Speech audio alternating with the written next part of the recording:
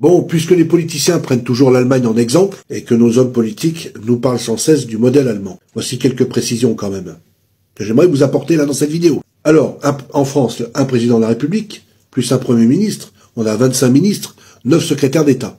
Ça fait 36. Le coût de ça, c'est 17 millions d'euros par an.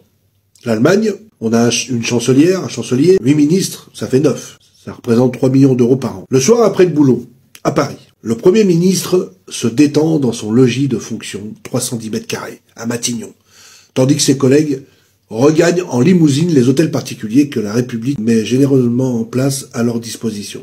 Le chancelier rentre dans son appartement dont il paye le loyer, les factures d'eau et d'électricité, comme chacun de ses 8 ministres. Le personnel en France, on a 906 personnes qui travaillent à la présidence de la République, à peu près 300 personnes en Allemagne. Le parc auto de l'Élysée, c'est 121 véhicules. Dans la chancellerie, il y en a 37. Les déplacements en France, Airbus A330, 200, Falcon 7X, Falcon 900, Falcon 50 et 3.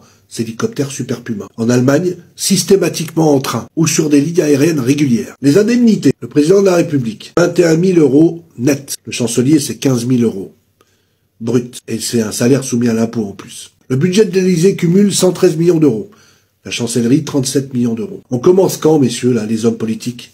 Moi, franchement, je suis pour qu'on copie les idées, surtout si elles sont bonnes, mais pour notre économie, là, au lieu de taxer les retraites ayant travaillé de 37 à 40 heures et plus par semaine, et cotiser pendant plus de 40 ans. Si pour une fois Internet pouvait servir à quelque chose, pouvait servir à la France, les Français, déclencher une prise de conscience collective, assainir la politique, pourquoi pas? Une utopie, certainement.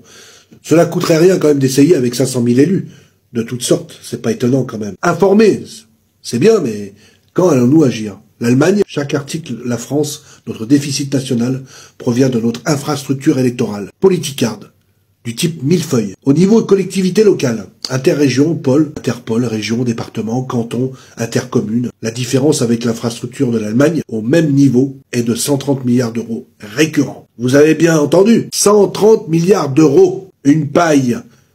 Vous vous rendez compte ou pas? Bien voilà, c'est récurrent tout ça. Comment se fait-il, honnêtement, que personne ne réagisse là? Les gens de gauche eux-mêmes là, l'ont dit, Attali et bien d'autres comme Rocard, Jospin et tous les économistes. On ampute aujourd'hui des postes clés pour gagner 3 milliards par-ci. Les retraites, allocations familiales, on augmente les impôts, la TVA, les radars, les PV, l'EDF, les taxes foncières, la CSG, bientôt les voitures diesel, etc. Pendant ce temps-là, les politiques se pavanent avec des indemnités, les cumuls de mandats, les frais de fonctionnement, France et Europe, les retraites indexées, doublées, acquises, dès qu'on a un poste clé, pendant 2 mois, seulement 2 mois. Réformons notre structure régionale, départementale, intercommunale, cantonale, communale. Arrêtons toute cette pavalerie-là dans les communes et au-dessus. Les dépenses, là, soi-disant pour l'environnement, augmentation des taxes de l'eau, le DF, j'en passe. Mais est-ce que vous êtes au moins prêt à transférer cette information, cette vidéo, à la partager? Parce que c'est quand même honteux de se faire avoir à ce niveau-là, mais vous le savez. Les gens le savent, mais ils se taisent. Et vous, les jeunes, réagissez, et puis faites-le vite, parce que bientôt la France sera déclarée en faillite fiscale. Je crois que c'est même déjà le cas. Faites circuler cette information, que ça remonte au gouvernement. Les communautés de communes, elles ont créé une taxe supplémentaire intercommunauté. Non mais attendez, tenez-vous bien. Qui, sur vos feuilles d'impôts locaux, vient se rajouter à la commune, au département, à la région, les conseillers généraux et les maisons du conseil général, qui fleurissent un peu partout, avec 150 ou 200 fonctionnaires à chaque fois, j'exagère pas. Les conseillers régionaux, et les hôtels de région, et c'est pas tout.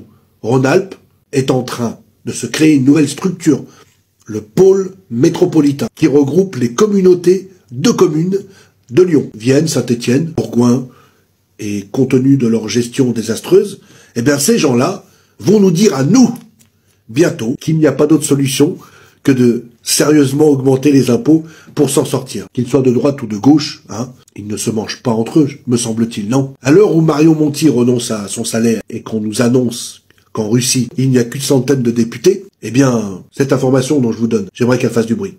Je crois qu'il faut faire exploser le web français avec ce que je suis en train de vous dire, parce qu'il me semble que c'est de bon sens. Plus de 11 milliards d'euros par an économie, sans toucher à la TVA, sans toucher aux retraites. Alors qu'est-ce qu'il faut faire?